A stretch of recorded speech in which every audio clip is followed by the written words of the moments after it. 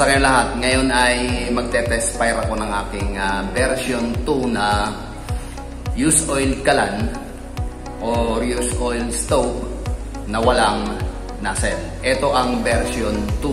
Although na hindi pa siya talaga totally finished kasi wala pa yung kanyang mga frame. So pagka ganito ng forma, pwede nang i-fire test. Para just in case na may problema, titignan kung magagawa ng solusyon. Pag hindi pwede na magsumuko eh. Kaya nga nag-experiment tayo.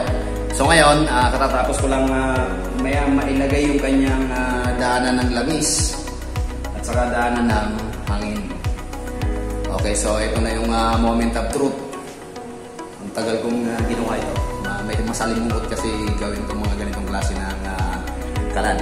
Okay, so tignan nyo muna ang kanyang nomenclature. So yan, malinis yan. Wala siyang chamber. Okay, so ang height ng ating pinaka burner 6 inches. Parang 6 1/4 kasi tinatansya ko lang. Pero yung diameter niya, yung inside diameter ay saradong 6 inches. 10 mm ang kapal. Okay, so ito na yung moment of truth. Tingnan natin kung magmamaterialize ito. Sana gumana. First time ko itong iti-testing. Samahan nyo ako. Sabay-sabay natin siyang i-testing. Kung mapapansin nyo, wala pang bakas ng mantika yan. Or wala pang bakas ng use oil. Brand new pa yan. Ngayon ko pa lang talaga siya titignan ang kanyang performance. Okay, so lalagyan muna natin siya ng use oil. For the meantime, mano-mano muna ang gagawin ko. Ibig sabihin, dito lang muna ako magpipid kasi hindi pa nalalagyan ng pinakasalo yung daanan ng ating use oil. So mano-mano lang muna ang paglalagay natin. So samahan niyo ako kung paano natin ito pagaganahin. Okay, so lalagyan muna natin siya ng konting use oil. Bababayan kasi pupunta yan sa pinaka-tubo na daanan niya. So magantay lang tayo. Kinakailangan may matira sa flooring.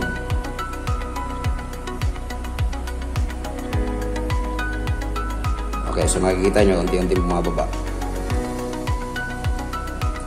Okay, so tama na yan. Kasi yung sinali natin, pupunta pa rito sa ilalim yon, maghahanap pa siya rito ng level. Okay, so sukatin natin yung kanyang level. Teka, kukuha ko ng welding rod. Panukat ko rito, welding rod. Sasacrifice na naman ako ng T6011 kasi maputi ito. So susukatin natin yung pinaka-libilasyon ng nasa loob. Okay, so tingnan natin kung ano kataas. Ayan. Yan lang ang kanyang level. So parang ano lang ito. 5 mm lang yung taas sa ating libilasyon. 5 mm lang. Pero okay na yan kasi ano pa lang tayo, magpapainit. Kapag mainit na, ang gusto kong libilasyon yan 10 mm sa loob. So for the meantime, tama na muna yung 5 mm na taas. Okay, so ito na rin ang pansisindi ko. Pasyasyatin lang natin ito ng konting krudo. Tatlong ikot lang, okay na yun. Tapos sindihan na natin. Painitin lang natin ng konti ang ating chamber. O kaya testingin natin. Buksan na natin. Pag hindi, painitin ko. Yan. Binuksan ko na siya.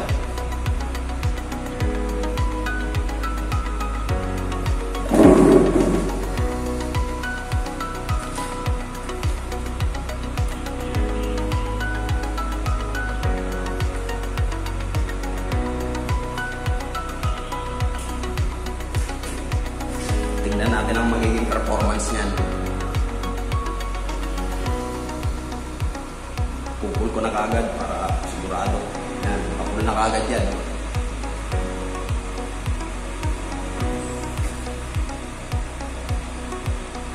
Hindi pa mainit yung chamber natin. Kaya ganyan pa ako yan. Abangan natin yung talagang totoong performance niya. Siya nga pala, ang design ko rito, yung apoy neto, vortex type. Ibig sabihin, parang umiikot. Mapapansin nyo yun mamaya. Okay, babalik rin ko lang yung camera para mas natututukan nyo. Vortex type ang gusto ko nito eh. Okay, kung napapansin niyo yan, parang medyo umiikot yung ating apoy. Kasi vortex type ang dinisign ko dyan. Medyo paikot siya. Kaya lang, more on yellow flame pa rin siya kasi kuwan nga, nagpapainit pa rin. Tsaka masyadong mahangin. Okay, so susubukan nating salangan ng kuwan yan. Mayroon ako rito mga device. Itong temporary curve. Tingnan natin yung kanyang performance kung anong mangyayari. Okay, so yan. Nilagyan ko ng temporary curve. Nakikita nyo, umiikot siya. Umiikot yung apoy natin.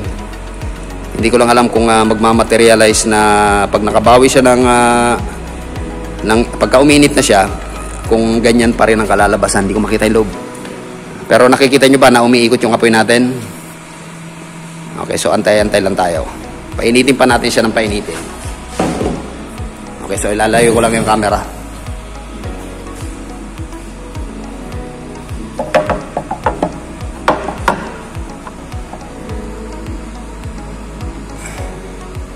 Okay, pag mainit na yan, magdadagdag na tayo ng use oil kasi masyadong mababa yung kanyang level.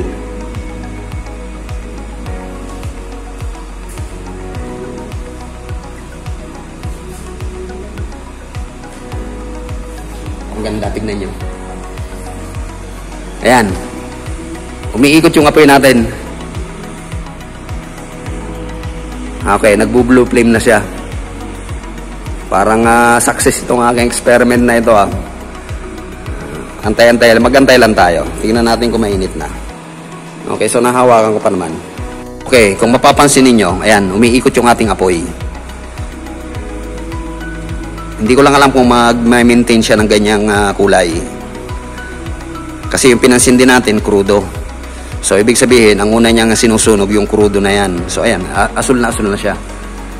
So, ayan, ang kanya. Walang nozzle yan, ha? Ito yung version 2. Hindi ko lang alam kung mag-i-establish yan o mag-maintain ng ganyan. Kasi pinapainit pa lang natin yung ating chamber. Oh, okay na, eh, oh. Malinis yung ating yung ating ayan, umiikot din yung umiikot din yung langis.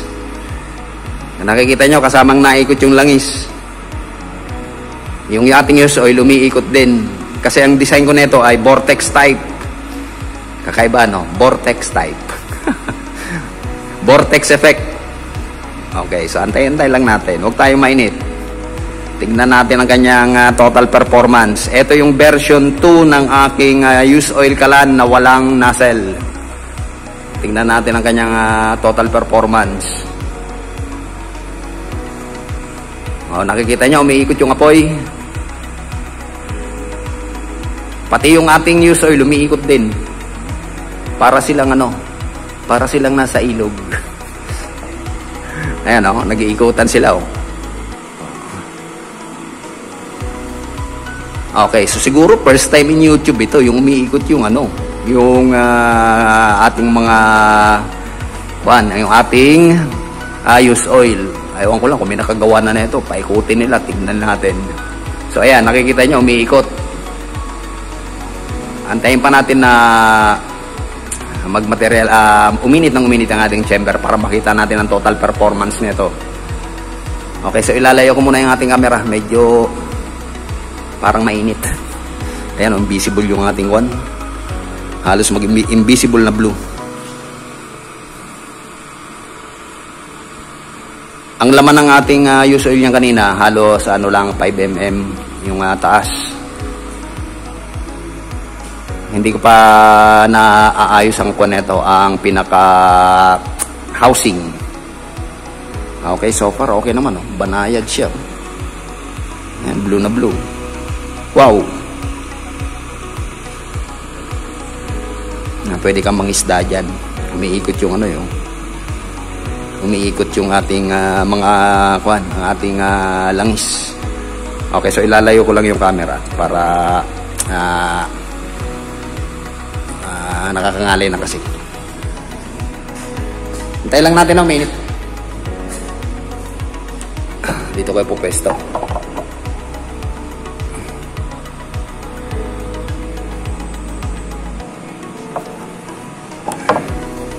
Para ma-solve ko kung ano ang magiging problema niya.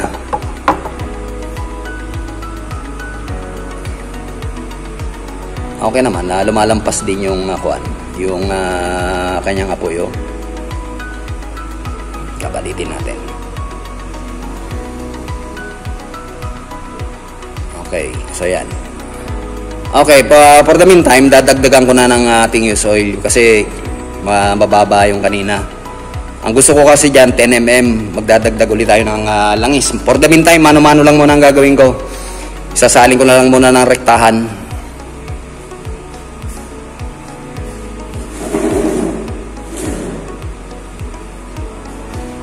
Dadagdagan natin ng use oil.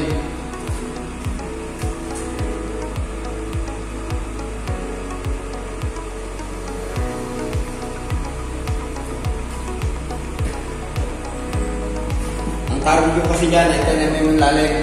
Susukatin ulit natin. Yan. Nasa ano na yan. Nasa mga 10 mm. Antayin lang natin ang minute pa ng minute.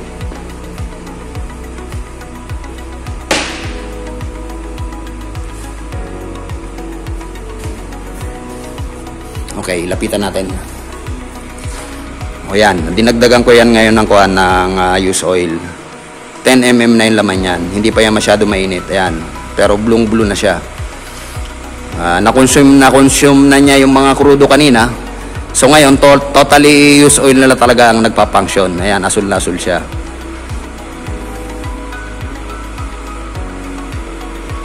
Ang tawag ko rito ay vortex type. Vortex effect. Nakikita nyo yung apoy umiikot to.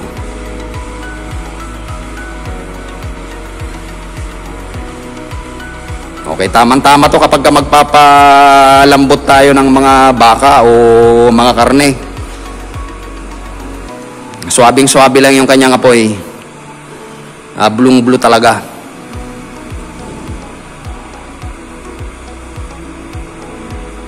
So hindi na namamatay yung ating apoy.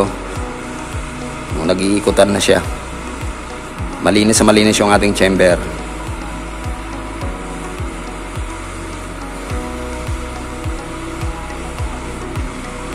Although na mahina lang ang kanyang dating, at least blue flame naman siya.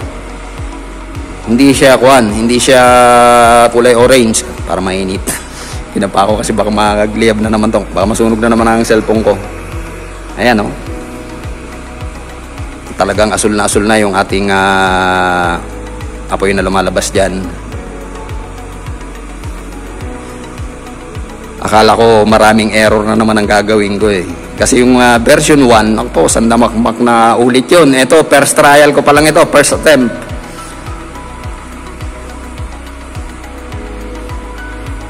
So, yung ating langis ay umiikot. So, may iwasan yung formation ng carbon kasi parang may ilog sa loob ng ating chamber.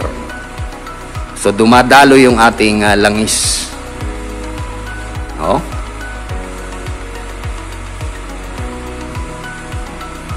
Hindi na nagbabago yung kanyang ang kanyang performance. Kung tatanggalin natin yung ating carb, tingnan natin kung ano mangyayari. Pag tinanggal natin yung ating temporary carb, so ayun siya. Yan ang performance siya kapag walang carb. Totally lang talaga siya. Yellow flame, pero umiikot nakikita nyo, lalayo ako. Paikot yung ating apoy. Kaya ang lakas ang taas. Hindi pa masyadong mainit yan. Hindi ko pa talaga ngayon pa lang kasi nabuksan. Hindi ko pa alam ang nito. Ang mga sekreto. So pagka nilagyan na natin ng ating carb, ganito na ang kanya magiging function, magiging itsura. Pagka nilagay yung carb, saka siya magta-transform. Ayan, pagka meron na siyang carb, so antayin natin ng konti. Ayan, nakikita nyo, umiikot yung apoy, paikot Tapos, dahan-dahan na siya magkakaroon ng blue flame sa loob.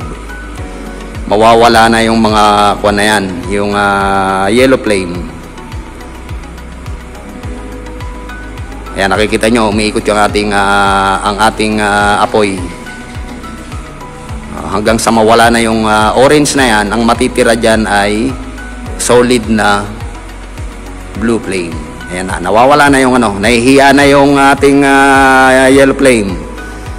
Ayan, nakikita nyo, nag-iikutan. Ayun, hanggang sa mawala na yan, hanggang sa maging solid na blue flame na siya. Okay, so tagumpay yung aking experiment. Kailangan talaga, huwag titigil lang kakakalkal eh.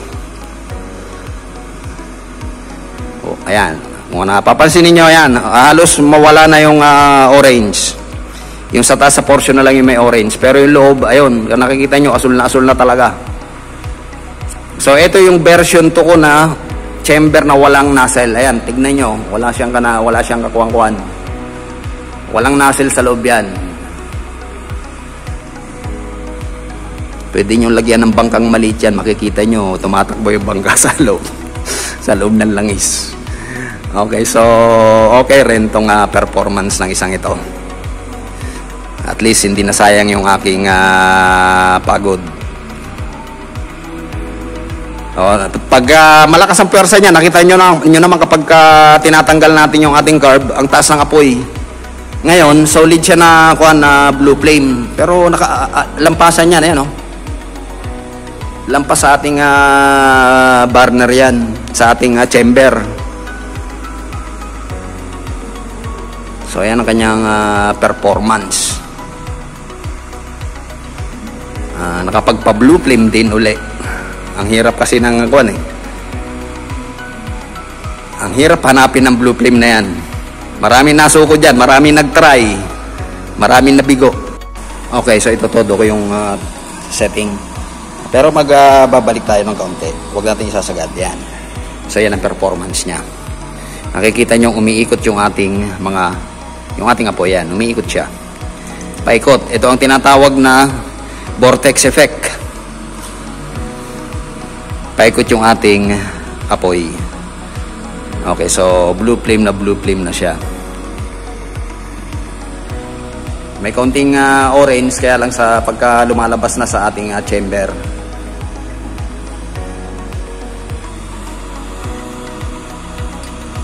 Okay, so yan yung kanyang performance. Subukan nating hinaan yung ating setting. Hinihinaan ko yung ating setting.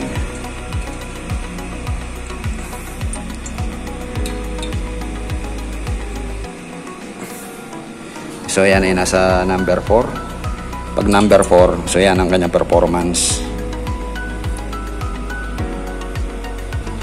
Blue flame pa rin siya. At umiikot pa rin yung ating mga langis.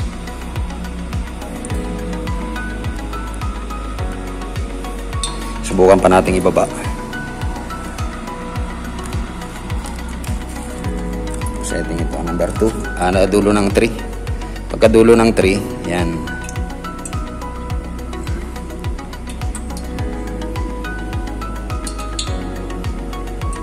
Malumanay na malumanay siya. So tataasan ulit natin. Lalagyan natin sa maximum. Yan, pagka tinotodo na minamaximum natin yan. Yan ang nagiging performance niya.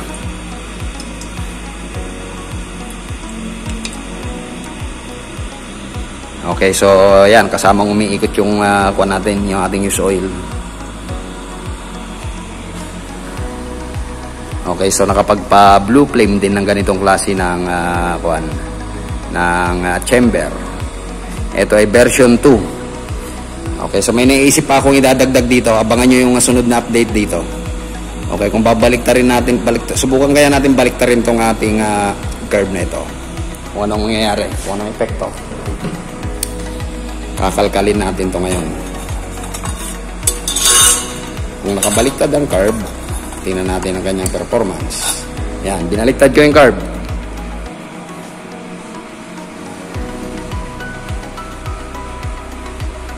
Okay, so mas visible siya. Meron ding yellow flame.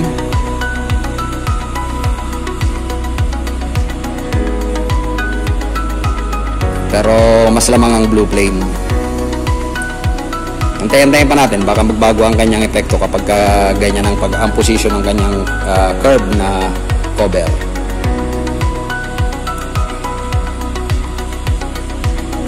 Alamin natin ang mga sekreto na ito. Basta ang importante ngayon, blue flame na siya at medyo umiikot yung ating apoy. Meron pa ako naiisip kung paano ito palalakasin kasi masyado siyang gentle.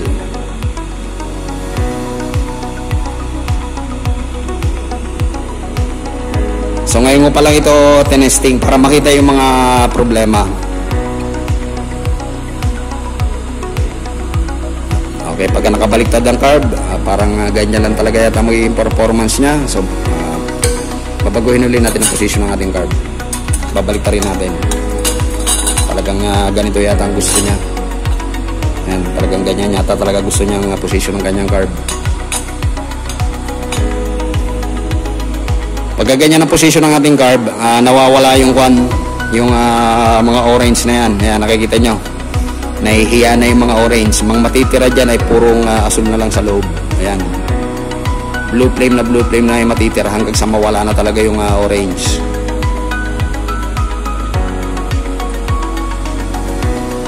Lampas din sa ating kanyan, sa ating chamber. Maliwanag nga lang kasi tanghalin tapat na naman dito sa amin, no?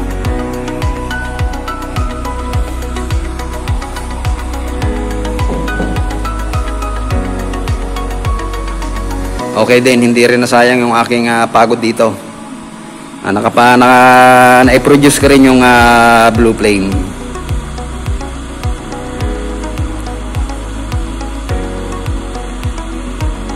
Okay, so babalik-tarin ko lang yung camera at medyo pinauuwi na raw ako. Ayan, ang ganda talaga. Ito ay version 2 ng aking used oil kalan o used oil stove. Okay, so babalik-tarin ko lang yung camera. Okay, so hanggang dito na lamang muna uli. At salamat sa pagsama. Itong aking version 2 na used oil kalan. So yan ang kanyang performance.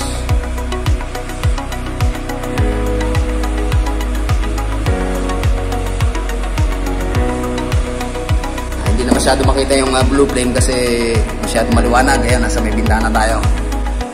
Okay, so ang kanyang ang kanyang apoy ay may vortex effect, paikot. Okay, so isa-shutdown muna ito. Para nakikita niyo yung itsura sa loob. Okay, naka-shutdown na yung ating chamber, ang ating blower. So ayan siya. Walang laman yan na nozzle. Okay, so nakita nyo naman ang performance na ito. Kapag wala siyang curve, sobrang taas ang kanyang apoy. Kaya lang, yellow flame nga lang. Pero pag nilagyan natin siya ng ating curve, ayun, nagiging blue flame na siya. Okay, so abangan nyo pa yung update na gagawin dito. Meron pa rin ako naiisip para mas gumanda pa ito.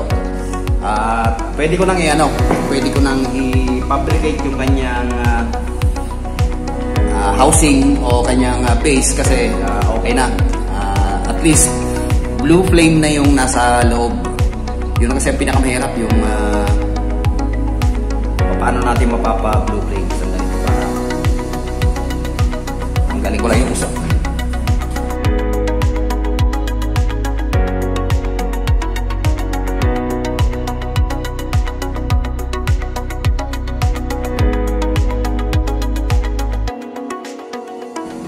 Okay, so maraming salamat sa pagsama. At sana nagustuhan nyo rin ang performance nito ng aking version 2. Blue flame na yung loob pagka nilalagyan natin ng curve. Pagka wala, mataas siya, malakas. Kaya lang orange ang ating yellow at orange ang ating apoy. So ayaw ng iba ng ganon. Gusto nila talagang asul. So hanapin natin ang asul. Okay, so nagawa ko siyang mapa blue flame. So hindi na ako nag-repair sa loob. Kung ano yung ginawa ko mga butas sa loob, yun na yun, hindi na ako nag-repair. Unlike nung sa una, yung aking version 1, ako po, isang damakmak na repair. So dahil sa kaunting experience ko sa version 1, ginawa ko rito sa version 2, ayan, less na yung error. Puro trial na ako ngayon. Kinakailangan kasi trial and error sa ganito. Ang hirap kaya magbuo ng ganito. Tapos palpak lang ang kalalabasan. Pero kung wala tayong eagerness sa ating objectives na matapos ang isang project, walang mangyayari. So at least nagawa ko yung aking gustong mangyari dito. Ang aking objectives, mapa-blue, mapaikot yung apoy sa loob, pati yung ating langis. Kung napapansin nyo, yung ating use oil ay umiikot din. So yun ang aking design para yung formation ng carbon ay hindi mag-stagnant sa isang lugar. Para constant o tawag dito, nasa normal lagi yung performance ng apoy natin. Okay, so abangan nyo pala yung ibang update para sa aking version 2. May pumasok na naman sa isip ko. May pinaplano na naman ako para sa kanya. Para sa ikagaganda. Okay, so maraming salamat sa pagsama. At sana napanood nyo rin yung version 1. Okay, so ito yung sinasabi ko sa inyong version 2. Mas malaki siya ngayon. Mas heavy duty. Talagang mas heavy duty ito. Talagang pangmatagalan. Mas mabigat na lang. Pero okay naman ang okay naman ang performance. Yung design niya, halos kaparehas lang ng ating version 1. Kaya lang, ang kaibahan lang, yung daanan ng langis, pati yung hangin, talagang nilagay ko na lahat sa pinakailalim. Yung sa version 1, dito ko pinadaan yung langis sa kanyang chamber. Ngayon, talagang magkatabi na yung ating daanan ng hangin, pati yung ating magkatabi na yung daanan ng hangin at saka daanan ng use oil. Okay, so abangan nyo ulit yung gagawin kong update para mas gumanda pa ito. Okay, so may naiisip ulit ako. So sana subaybayan nyo at sana materialize yung iniisip ko para sa ikagaganda nito. Anyway, maganda na naman siya eh. Nakita nyo na naman yung performance kanina. Okay, so sana abangan nyo pa ulit. Maraming salamat sa mga bagong subscribers, pati sa mga sumusubaybay sa aking channel. Yung dadaan sa aking channel, kung sana makapag-subscribe din kayo. Malaking tulong yung gagawin ninyong kapirasong pindot sa subscribe. Malaking tulong sa akin yun. Sana wag nyong kalimutan. Tatanawin kong malaking utang na loob kapag kayo magsasubscribe sa aking channel. So hanggang dito na lamang muna ulit.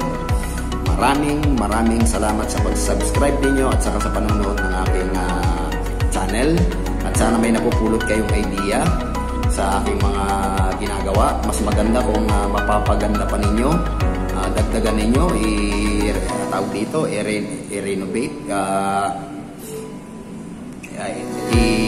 i-upgrade.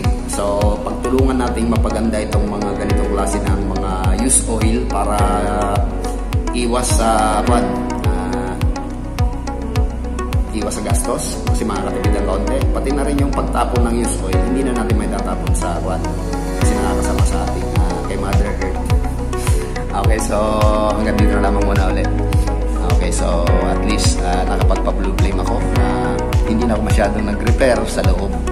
Yung labas na lang ang aking asikasuhin. So abangan nyo yung update na gagawin ko rito. May naisip na naman ako sa kanyang bago. Maraming salamat ulit. Thank you so much talaga.